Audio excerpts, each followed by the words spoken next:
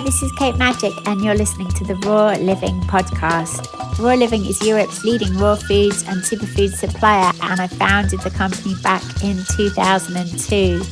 In this interview series, I'm talking to some of the people behind the brands that we offer on our shop to find out what exactly is the ethos behind the company.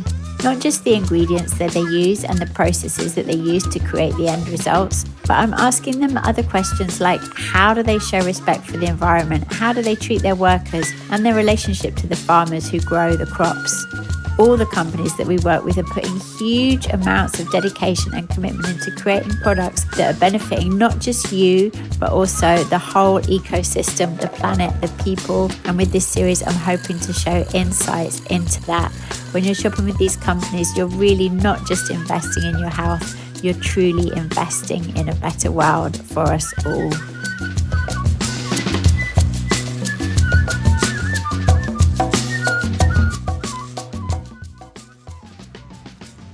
In today's episode, I'm talking with Shanti Allen. She's one of the co-founders of Alchemy restaurant in Ubud, the original raw food restaurant in Bali.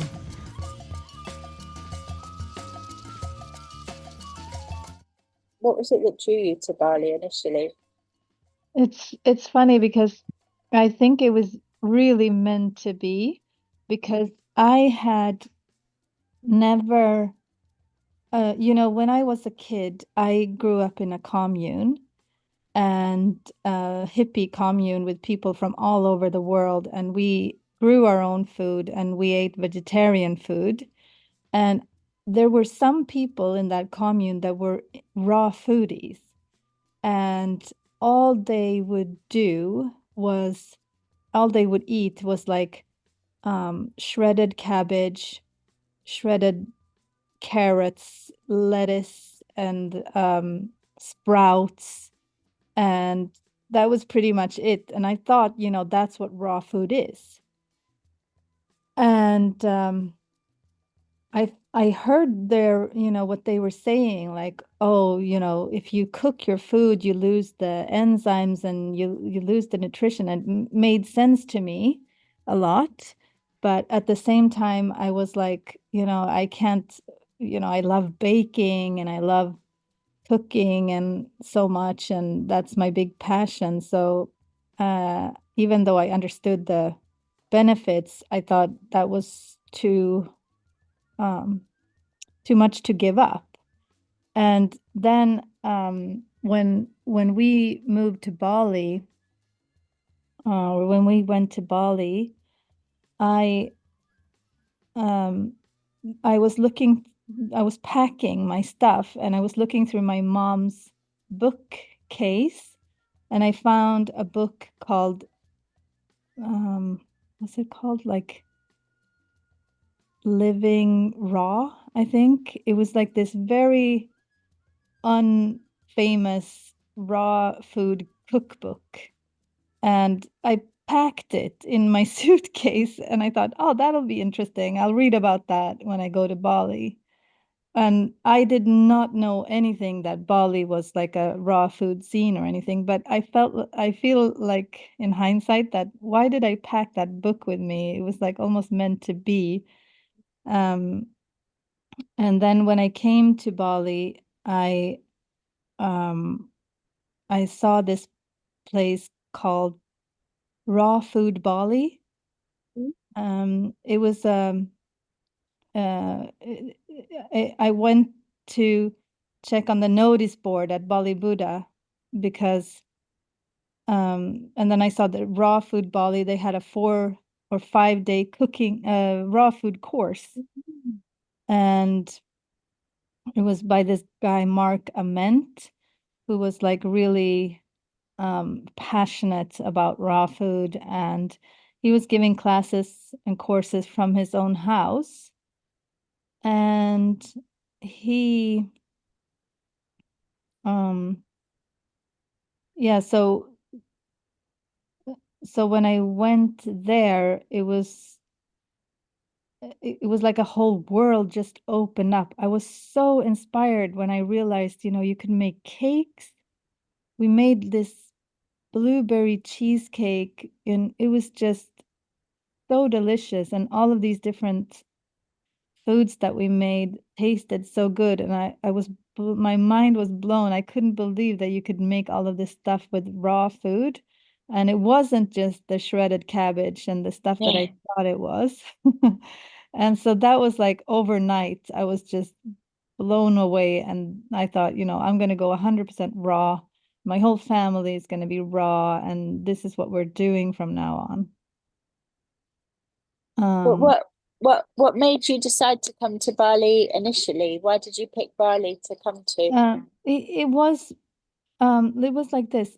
I had just two little newborn babies, and I was living in Sweden, and the father was living in the US. And we thought of me moving there or him moving here, but then we decided we're going to just pick a new place and just go there.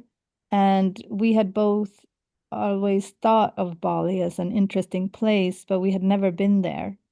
And then we knew some people who were there and liked living there, and so we just gave it a shot. So Then how did Alchemy start? okay, so what happened was that I was so inspired by this Mark Ament, who was running the Raw Food Bali. And so after the course I took with him, I offered to volunteer and help him with the courses. And I improved a little bit with like how he was doing it, so it was more organized. And after not very long at all, he decided that he was going to move back to Europe with his family. So he pretty much gave me the confidence to run his courses. And so I kind of took over after just like volunteering. I took over to run the courses. And also, let me think, because I also took Elena Love's course at some point, and I got certified as a raw food chef. I was already like a regular, uh, I had classic culinary training from Sweden, and I worked in restaurants that were just regular fine dining restaurants. So I knew how to cook, but I learned how to apply the raw food aspect from Elena Love. So what happened was that when I took over the courses from Mark, there was this guy called Anthony who came to take some classes from Raw Food Bali, and he had been he had been healed from ulcerative colitis by raw food, and he was super inspired and wanted to like spread the raw food movement. And he asked me if I would want to open a restaurant together with him. And he found the place. He was looking, we were looking at different locations here and there in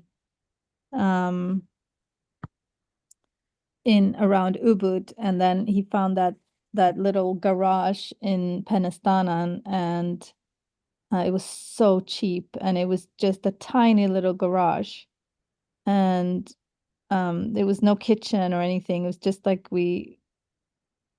uh, well, also I have to say that so Anthony also met James and his former wife, Elena, and then I brought in my friend Leisha. And so that was the group that started the original Alchemy. And what year was that?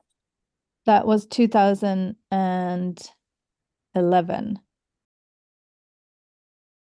At that time, I was just making all the raw chocolates and the cakes in my home kitchen. And then I was just driving my motorbike, delivering it to Alchemy in the fridge there. And then we had a juice bar, and we just made juice and chocolate and some kale chips and stuff that I made in my house.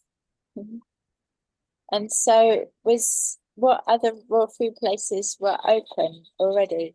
Were you the first actual raw restaurant? Yeah, it was the first place that was like we were 100% raw. Yeah. Like I said, there were some restaurants that had like a dish of the day and stuff like that. But this was the first one that was 100% raw. How did it feel back then? Like, did it feel really exciting? Oh Did my you God, feel, yeah. yeah. Yeah, I mean, Alchemy was the center of everything. Like that's where everything was happening, and we had raw chocolate parties every month, and it was the place to be, and everybody was like hanging out on Alchemy, and that's where everybody was meeting. It was the only place pretty much. Right. So yeah, it was um so um it was so appreciated, and people in the community really loved it. And um it was we didn't have much on the menu, but the salad bar was incredibly popular, and we used to have lines of people in the salad bar a lot. Yeah. And what do you think it is about Ubud that's made it become the current raw food centre of the world? What do you think is special about this place that draws people like ourselves to it? I mean, thinking back to why did I put that raw food recipe book in my suitcase, not knowing anything about Ubud and just going there. I think that it's energetic. Like people have always gone to Ubud for healing. It's been, I mean, in the past before there were tourists, it's always been like a place where people have been drawn to for healing. I think like it's a powerful vortex energetically, and it has, like, I know some special places in one of the places where we've been, you and I, down at by the river there. It's like you walk in there, you just feel the energetic power and healing. And I think that it's there's a that I think that it's some reason like that why also the raw food movement has been able to flourish there. And you know how the name Ubud means medicine, and that it is a place of healing. And I think that um, healing is very much like raw food is very much part of the healing process of us humans. Yeah, this is what I want to say also, is that my completely like my life changed because of raw food. Because um not just like, oh, I feel so much healthier, but in a way that I just found my dharmic path. And all of a sudden, I felt like I was in the right place at the right time, meeting the right people, and my life just became magic. And I just went from, yeah, from being in flow, and all of a sudden, everything was just clicking and working out, and I had so much success. And I got to meet David Wolf, and I got to go on tour with him, and it was it was just like so many. I also I got to meet Gabriel Cousins, and he came to Alchemy, and he loved our BLT and all of these things. It was just like a dream come true from that I've never experienced before I started with raw food. Yeah, it was like a big a, a big change, and so so incredible, because it was like I when we started the Alchemy restaurant, I had no idea if it was going to work or not, if it was going to be successful or not. And then I just felt so grateful when it was. And every day I just had so much fun. And that's all I did. Like my entire way of working with alchemy was just about doing everything that I thought was so much fun. And that came back to me with just more fun things to do and more expansion and great co-creations that were really high vibe. So it was beautiful in that way. And then Well, we should maybe talk about the academy. So what motivated you to start the academy, and what year did you start that up? right. So as soon as alchemy opened and became popular, people started asking me for cooking classes. And I did some cooking classes here and there, and I would bring like all of my gear and my blenders and arrive at the location and set everything up. And it was quite a lot of hassle to always forget something, and it's difficult to be organized like that. So I thought, I'm just gonna stop doing cooking classes and I'm gonna create a place that is made for cooking classes, and then I'm gonna have classes. And so that's how alchemy started, so that you could have a place where everything is there, all the equipment, all the stations, and it's all set up, and then you can just focus on the fun part. So what year did you start that? Um, 2017. Right, right. Because that's the other thing that's unique to Ubud as well. There's all these raw chef trainings here, isn't there? Yeah, Like yeah, I don't know if Cherry Sarai is still doing hers, but I know Gabrielle Cousins isn't doing. There's not Tree of Life anymore. I don't know if there's any others in the whole world. So yeah, yeah, it's there's like four, is there here at least? yeah, exactly. Yeah, yeah. And also, I want to say that um, we started out with only raw food, and it was like at some we were still, we were still getting a lot of people coming who wanted to eat. They liked our salads and they wanted to eat our salads. And it wasn't necessarily that they were only eating raw food, or there were maybe some people that were eating raw food, but they were bringing their non-raw food friends and they could all enjoy it. But then we we decided to incorporate some cooked foods at some point, but yeah, it was not because we had trouble getting customers. It was mainly because I I've always put stuff that I like on the menu, and I was transitioning from I didn't want to eat too many nuts and seeds, and I didn't mind eating like cooked vegetables. Mm. So that's why we kind of transitioned to a little Well, I bit. think I think that's one of the outstanding things about alchemy is, I mentioned before we started the interview that a lot of times you go to raw places and it's not actually healthy. I won't name names, but it's not like Right, health. It's just like really high in sugar, natural sugars, but still really high in sugars and fats, or a lot of salt, a lot of seasonings, right. and a lot of times, obviously, I've eaten in a lot of raw food restaurants around the world, and I just don't feel that well Yeah, afterwards. But yeah, alchemy food is so clean and so right, easy to digest always, and it's right, it's proper healthy food, isn't it?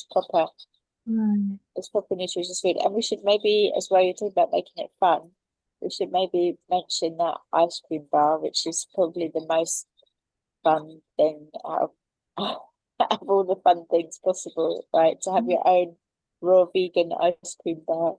Yeah.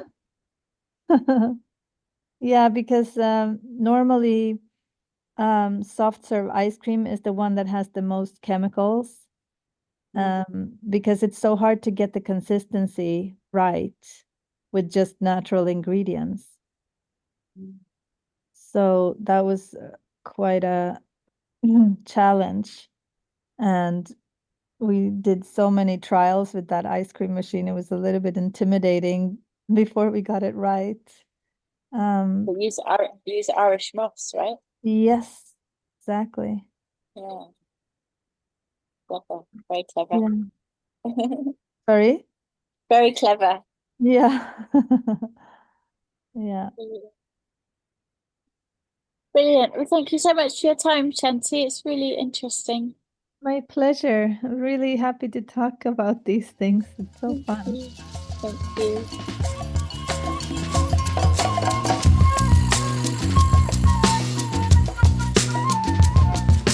Thank you for listening. You can check out the products we've been talking about by visiting Raw Living, rawliving.co.uk.